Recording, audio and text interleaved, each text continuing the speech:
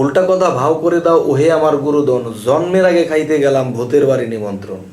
এখন এই কথাটার যদি কেউ বোঝে, তাহলে পিছনে যে কথাগুলো আছে সে বোঝার মতো তার জ্ঞান এসে যাবে।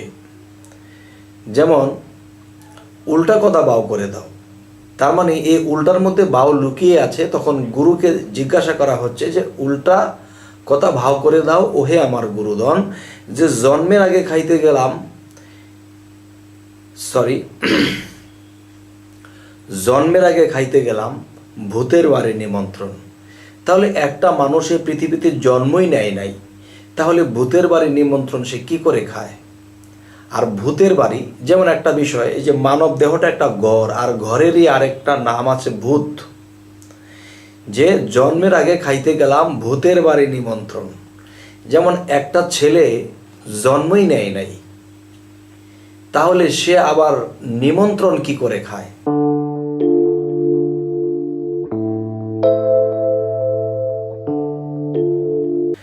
হে জগতবাসী, আজ আমি শামীম আলী চিশতি আপনাদের সামনে একটি আলোচনা নিয়ে আসলাম।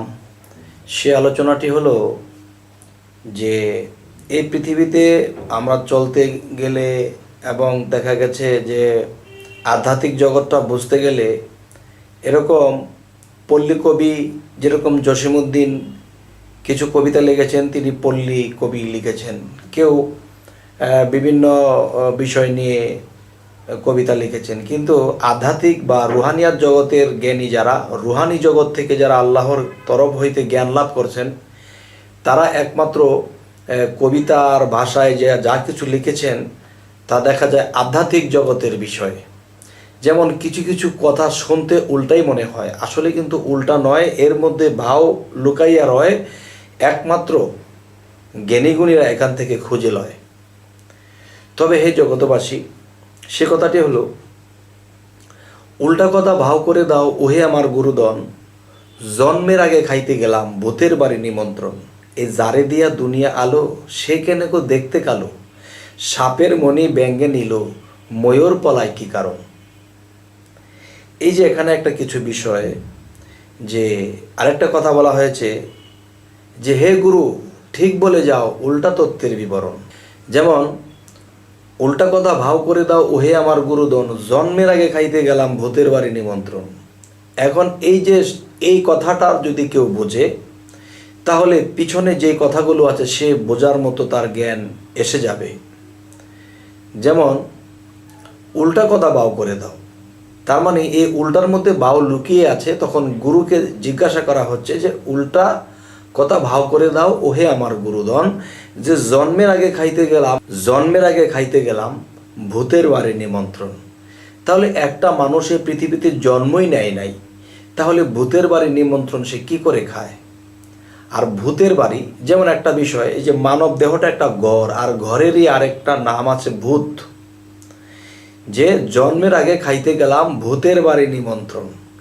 যেমন একটা ছেলে জন্মই নেয় নাই, তাহলে সে আবার নিমন্ত্রণ কি করে খায়? সেটি হলো যে জন্মের আগে খাইতে গেলাম ভূতের বাড়ি নিমন্ত্রণ। এবার আরেকটি কথা আছে যে বাবার যেদিন মৃত্যু হলো সেই দিন মা যুবতী হলো, বাবার যেদিন মৃত্যু হইল সেই দিন মা যুবতী হইল, আগেই ছেলে জন্ম নিল পাইনা কথা নিরূপণ। এরপরে আরেকটি কথা আছে যে পানির তলায় আগুন জ্বলে, শুকনাই দৌড়াদৌড়ি, বাবার বিয়ার তারিখ আনতে ছেলে গেল মামার বাড়ি।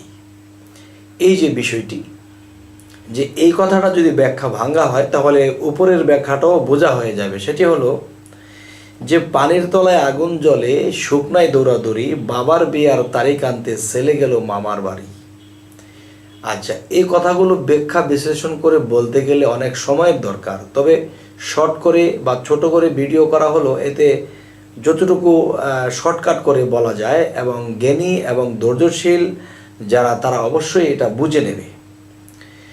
যে পানির তলায় আগুন জ্বলে, দেখেন আমাদের ভাষায় বা হিন্দু শাস্ত্রের ভাষায় যদি বলি, ব্রহ্মা, বিষ্ণু, শিব তিনে মিলে হয় এক জীব। আর মুসলমান শাস্ত্রে গিয়ে যদি বলি আল্লাহ, নবী, আদম, এই তিনজনে মিলিয়া হলো একদম। তাহলে এই মানব বডির ভিতরে পানির স্থানটা কোথায়? এই পানির স্থানটা হলো আমার নাভির তলদেশে। আমার এই নাভির তলদেশে যদি এই পানির জায়গাটা থেকে থাকে, তাহলে দেখবেন, আর এই পানিটা কি? এই পানিটা হলো যে পানির তলায় আগুন জ্বলে। মানুষের মধ্যে যখন সেই যৌবনী আগুনটা কোনো মানুষের মধ্যে এসে যায়, যৌবন এসে যায়, তখন কিন্তু যে পানির উৎপাদন হয়েছিল এই পৃথিবীর খাবার খাদ্য খেয়ে, তখন দেখা যায় সেই পানির মধ্যে আগুন জ্বলে। আর সেই আগুনটি কিসের? সেই আগুনটি হলো যৌবনী আগুন। এই জন্যই বলা হয়েছে যে পানির তলায় আগুন জ্বলে সুখ নাই দরদরি। পিতা যখন বিবাহ করে নাই, তখন কিন্তু শুকনাতেই দৌড়াদৌড়ি করছে, বাবাকে বলছে, বন্ধু বান্ধবকে বলছে, এমুককে বলছে, আমি বিবাহ করব, আমি বিবাহ করব।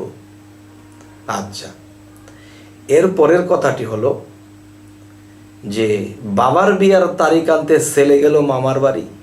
মামার বাড়ি যেমন প্রথম মামা লিখতে প্রথম ম আসে, তাহলে মাথা লিখতে প্রথম ম আসে।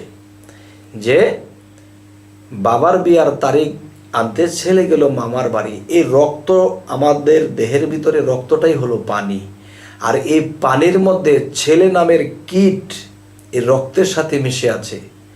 আর এই কীট রূপে সন্তানটি আমার মাথার মধ্যে বারবার নক করতেছে। আর তখনই বাবা এই শুকনায় দৌড়াদৌড়ি করতেছে, বিবাহ করবে। তখন কীট রূপে সন্তান মাথায় পাতায় যখন ঘুরতে থাকে, মাথায় যখন কিরিবিরি হয়ে গেছে, তখন কি হলো? যে বাবার বিয়ার তারিখ আনতে ছেলে গেল মামার বাড়ি। তার মাথার মধ্যে গিয়ে এই কথা টনটন করতেছে, খটখট করতেছে, নক করতেছে যে বাবার বিবাহ করতে হবে। যাই হোক, একটা গানের ব্যাখ্যা শেষ করতে 1 ঘন্টা সময় লাগবে। তবে আমি 2টি কলির কথা বোঝানোর চেষ্টা করলাম। হয়তো এই পরবর্তী ভিডিওতে আমরা আপনাদেরকে এই আলোচনাগুলো শোনাবো ইনশাল্লাহ। তো আজ এ পর্যন্তই রাখছি। সকলেই ভালো থাকবেন। আল্লাহ হাফিজ।